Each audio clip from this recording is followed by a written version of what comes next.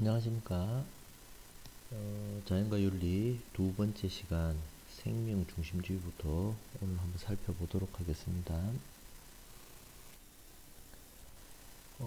생명 중심주의는 앞에보다 범위가 뭐 한 개가 더 들어갔다고 보면 되죠.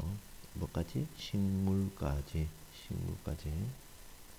그러니까 뭐 굳이 뭐 식물까지라기보다는 모든 생명체다라고 생각하면 되겠습니다. 따라서 생명중심주의는 모든 생명체를 도덕적 보루의 대상으로 삼는다. 또 모든 생명체는 내재적 가치를 가지며 이런 내재적 가치는 뭐 우위가 있는 것이 아니다라는 거. 자, 생명중심주의 지금 123페이지 제일 밑에 하고 있습니다. 자, 생명중심주의의 긍정적인 측면은 모든 생명체에 대한 어떤 소중함, 생명의 어떤 경이로움, 이런 것들에 대한 존중이 긍정적 측면이겠고요. 그리고 한계는 힘들죠. 모든 생명체를 존중한다. 뭐 불가능합니다. 그리고 어, 한편으로 보면 이것도 범위를 한정 지어 놓은 것이 생명 있는 것만 가치를 지닌다라고 생각하기 때문에 이 역시도 한계다라고 볼 수 있겠습니다. 따라서 인간 중심 또 동물 중심주의, 지금처럼 생명 중심주의는 통틀어서 어느 개체까지를 한계로 정해 나왔다 해서 개체론이다라고 이야기를 합니다. 반면에 이제 이 생명 중심주의가 끝이 나고 나면 이제 생태 중심주의를 하게 될 건데요. 이 생태 중심주의는 뭐다? 전체론이다. 이렇게 볼 수가 있습니다. 자, 물론 이제 뒤에 살펴볼 겁니다. 뒤로 넘어가서요. 대표적 사상가 한번 살펴보겠습니다. 두 분, 슈바이처와 테일러. 이제 슈바이처는 여러분들 잘 알고 있는 그 슈바이처 맞습니다. 의사 슈바이처 박사. 어, 자신의 어떤 의학 기술을 가지고 생명 존중 사상을 몸소 실천한 분이죠. 그래서 이분의 사상을 생명 외경 사상이다라고 이야기를 합니다. 이 외자는 두렵다는 뜻입니다. 경자는 공경한다는 뜻이죠. 그러면 이거 해석해보면 이렇습니다. 모든 생명, 살고자 하는 의지를 지닌 것은 공경해야 된다. 공경해야 된다. 근데 너무 공경한 나머지 이건 너무 신성시되어서 두려울 지경이다. 한마디로 공경함의 끝판이라는 것이죠. 끝판왕이다. 공경되어야 되고 존경받아야 될 것 중에서 어, 끝판왕이다. 그만큼 생명 지닌 것들의 어떤 내재적 가치는 뭐 다른 어떤 가치로도 설명이 되지 않는다. 이렇습니다. 자, 사상이기 때문에 선과학을 한번 알아봅시다. 선, 생명에 도움 주는 것은 생명 파괴하고 억압하는 것은 악. 이렇게 봅니다. 자, 근데 우리가 어떤 경우에는 생명을 고양하기 위해서 생명을 파괴하고 억압하는 경우가 있을 수 있습니다. 그죠? 우리 먹는 밥, 내 생명을 유지하고 고양시키기 위해서 쌀이라는 생명, 벼라는 생명을 파괴하고 억압한 것이지요. 자, 이렇게 불가피하게 생명을 해체하는 경우가 있다면 도덕적 책임을 져야 된다. 도덕적 책임을 느껴야 된다. 안타깝게 생각해야 된다. 그래서 앞에 선생님이 이야기했습니다. 생명 존중 사상은 생명 중심주의는 현실적으로 실천 가능성이 낮다라고 이야기를 했죠. 그럼 우리 매 순간 쌀을 씹어 먹으면서 김치를 먹으면서 배추한테 미안해 해야 합니다. 자, 테일러 봅시다. 테일러 시험에는 테일러가 잘 나옵니다. 테일러. 모든 생명체는 각기 고유한 방식으로 생존, 성장, 발전, 번식이라는 목적 지향을 가지고 있더라. 따라서 모든 생명체는 키워드죠. 목적론적 삶의 중심. 잘 보세요. 우리가 키워드 중심으로 공부하는 것이 물론 한계는 있습니다. 하지만 90% 정도 수준에서는 키워드를 벗어날 수가 없어요. 자, 우리가 앞에서 이야기를 다 이해를 못해도 목적론적 삶의 중심이다 라고 이야기를 한다면 테일러가 연상이 되어야 됩니다. 자, 넘어와서요. 자, 여기 뒤에도 뭐 나오죠, 그죠? 뭐, 슈바이처는 잘 나오지 않으니까 테일러 것만 한번 읽어볼게요. 생명체가 목적론적 삶의 중심이라는 것은 그것의 외적 활동뿐만 아니라 내적 작용이 목적 지향적이라는 것. 그 목적이 뭐죠? 자신의 생존 유지하고 재생산하고 발전하고 번식하고 이런 것입니다. 이런 따라서 이런 목적론적 삶의 중심이 되는 것들은 뭐 고유에선 내재적 가치를 지닌다고 보고 도덕적으로 고려하고 존중해야 된다라는 것이 테일러의 의견입니다. 아까 뭐 좀 뒤죽박죽 하는데 아까 선생님이 개체론 설명하기 부분에 나와 있나요? 왼쪽에 또 전일론 아까 선생님이 전체론이라고 이야기했죠. 그걸 전일론이다라고 이야기를 할 수도 있습니다. 자, 우리가 특별히 알아야 될 거 이거 테일러의 네 가지 의무. 자, 자연 존중의 네 가지 의무 악행 금지, 악행 금지. 어떤 생명체도 해치지 마라. 불간섭. 자, 이거 잘 봐야 됩니다. 개별 유기체의 자유를 간섭하거나 생태계를 조작, 통제, 개조하려는 시도를 하지 말아야 된다. 불간섭. 생태계라 그러면 우리는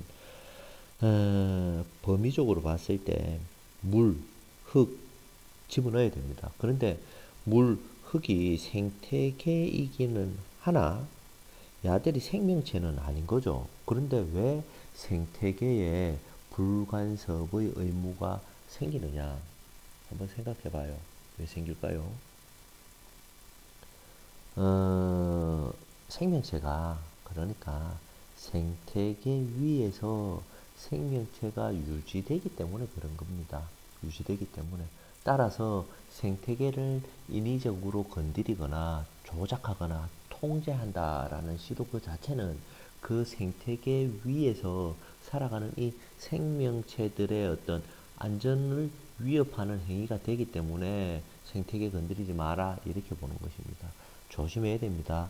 이 생태계라는 단어를 보고 밑에 배울 레오폴드로 가서 대지윤리네. 자 그러면은 물도 물도 저 뭐죠 흙도 내재적 가치를 가진다 뭐 이렇게 보면 곤란하다는 것이죠. 자 성실의 의무. 사기치지 마라. 사냥하거나 돈 놓지 마라. 또 보상적 정의 의무. 인간한테도 피해를 줬으면 보상을 해주듯이 다른 생명체한테도 피해를 줬으면 보상해줘라. 이 말 뜻입니다. 자 다른 것들은 다 이해가 되죠. 다 이해가 되는데 테일러 꼭 외워놓으세요. 목적론적 삶의 중심 그리고 불간섭 의무의 의미와 그 이유에 대해서 알아놓기 바랍니다. 자, 생태중심주의로 넘어왔습니다. 생태중심주의는 이제 여기에다가 무생물까지 포함하는 것이죠. 무생물까지 포함하는 것을 이제 생태중심주의다라고 이야기합니다. 읽어볼게요. 2번. 지금 124페이지 제일 밑에 하고 있습니다. 인간중심주의, 동물중심주의나 생명중심주의 윤리가 개별 생명체에 초점을 맞추는 개체론의 성격을 지닌다고 비판하면서 도덕적 고려의 범위를 개별 생명체가 아니라 생태계 전체로 보아야 한다는 전체론 혹은 전일론적 입장을 취하더라. 자, 125페이지 위로 넘어오시기 바랍니다. 하지만 이런 생태 중심주의 부정적인 측면이 있겠죠. 긍정적인 측면이야. 환경 문제 해결하는데 도움을 줄 수 있더라라는 긍정적인 측면이 있겠죠. 하지만 이 역시도 한계가 있습니다. 어떤 한계인가? 너무 생태계 전체 선을 위하다 보면 아무것도 못하는 수가 생겨요. 그러니까 너무 생태계 전체 보존만 이야기하다 보면 뭐 아예 개발할 수 없게 되어버린다는 것이죠.